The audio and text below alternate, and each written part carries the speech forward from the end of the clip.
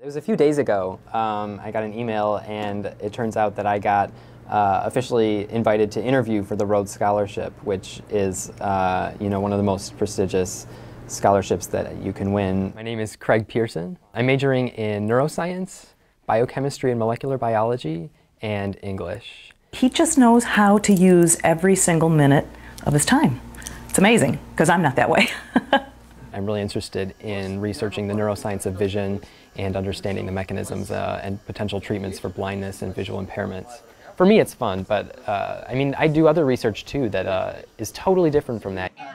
I am the leader of the brain data group, which is looking at the brain scans, the fMRI data from our experiment.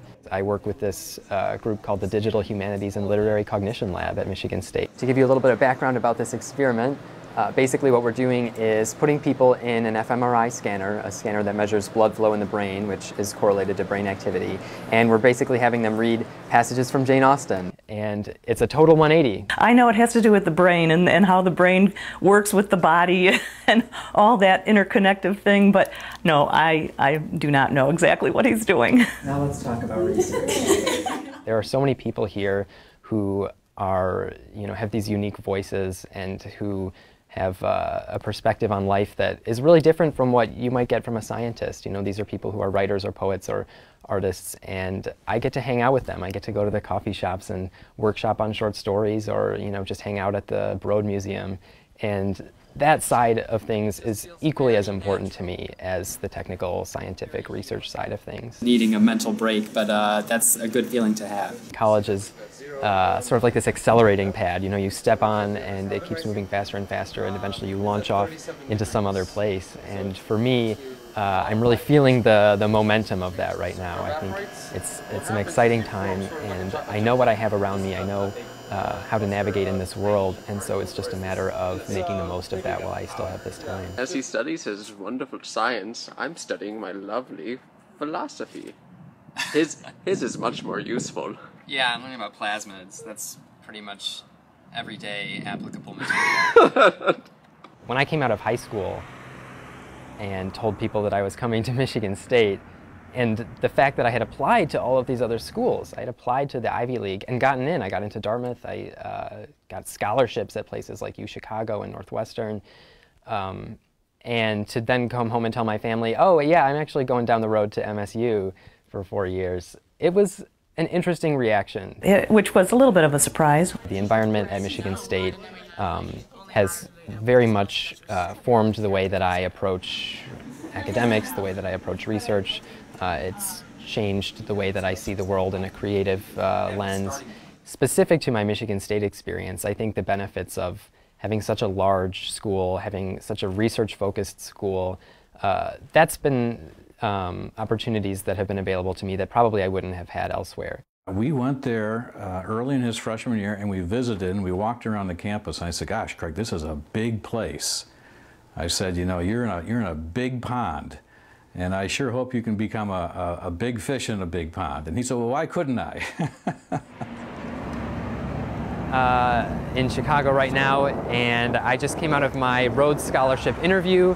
It's the final regional interview, and for me, to be recognized as someone with the potential to do that type of work would be just, I don't know, it would blow my mind. But to then have that network in my life and to be able to be surrounded by these people at Oxford or at Cambridge, if it's the Marshall, that is something that really excites me. It's something that I may only have this one opportunity to do, and to have that chance is very exciting.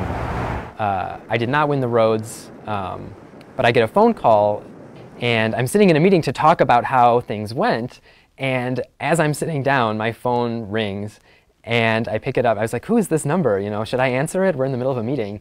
But I did, and it was the Consul General, and he was calling to tell me that I'd been selected as a Marshall Scholar. Marshall allows you to do 2 to 3 years of study at any university in the UK. So it could be Oxford, Cambridge, London School of Economics, Edinburgh, any place that you want to go, any program that you want to get into, they fund it. I think that it's been really important for me to find ways to engage people in ways beyond the science and beyond the clinical and beyond the research. And for me, the most obvious access point is the creative side. I go on interviews, last fall, this spring, and I talk to other people who come from Harvard or Stanford, and they're kind of surprised when they hear what I've been able to do at Michigan State. I rattle off these 3 majors, and they look a little taken aback. And I think that's a function of the flexibility that you have going to a big school like Michigan State, and particularly going to a school that really encourages you to take advantage of that size and that diversity. I think you can tell that the person that I am now is probably quite different from the person I was leaving high school. And it must be interesting for my parents to see that change. I don't know really what it's like, but it's been a fun journey, and I'm glad that they've been able to kind of tag along for the ride. I don't think we could ask for anything better. He got into a program that made a huge university very small, and I don't think he could have had this opportunity anywhere else. I think Michigan State has done a phenomenal job that way. I think I am sort of wrapping up my narrative here as a student, but I'm only just beginning my life as a lifelong Spartan, and that's exciting.